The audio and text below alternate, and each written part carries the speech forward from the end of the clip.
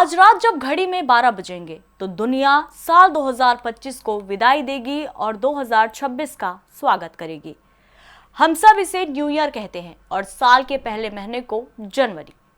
पर क्या आपने कभी सोचा है कि जनवरी का नाम जनवरी ही क्यों है, मार्च या मई क्यों नहीं?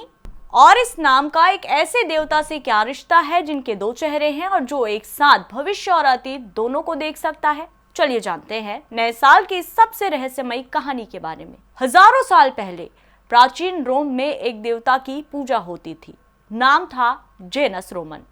माइथोलॉजी में जेनस को देवताओं का द्वारपाल कहा जाता था। वे शुरुआत, अंत, दरवाजों और बदलाव की देवता थे। उनकी सबसे खास बात थी उनके दो चेहरे। एक चेहरा जो पीछे की तरफ यानी कि अतीत को देखता था और दूसरा चेहरा जो आगे की तरफ यानी भविष्य को देखता था। रोम के लोगों का मानना था कि किसी भी नए काम की शुरुआत बिना जेनस को याद किए सफल हो ही नहीं सकती। रोम के दूसरे राजा नुमा ने रोमन कैलेंडर में सुधार किया था। पहले साल में केवल 10 महीने होते थे और साल मार्च से शुरू होता था। नुमा ने साल की शुरुआत में 2 महीने जोड़े और पहले महीने का नाम जेन्यूरियस रखा, जिसे आज हम जनवरी कहते हैं। जेनस के नाम पर इस महीने का चुनाव इसलिए किया गया क्योंकि जनवरी साल का वो दरवाजा है जिससे हम पुराने साल को छोड़ नए साल में कदम रखते हैं।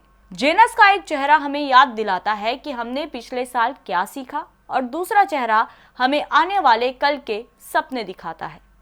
भले ही आज हम प्राचीन देवताओं की पूजा उस तरह ना करते हों, लेकिन जेनस की फिलॉसफी आज भी हमारे जीवन का हिस्सा है। हर 31 दिसंबर को हम अनजाने में जेनस बन ही जाते हैं। हम फ्लैशबैक में जाकर साल भर की यादें देखते हैं और फिर तुरंत न्यू ईयर रेजोल्यूशन की लिस्ट बनाते हैं। जेनस हमें सिखाते हैं कि बिना पीछे मुड़कर देखे आगे की यात्रा अधूरी है। वे बैलेंस के देवता हैं।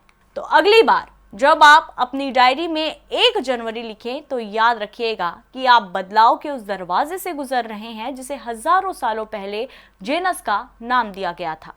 पुराने साल की कड़वाहट को पीछे छोड़िए और नए साल का स्वागत खुले दिल से कीजिए।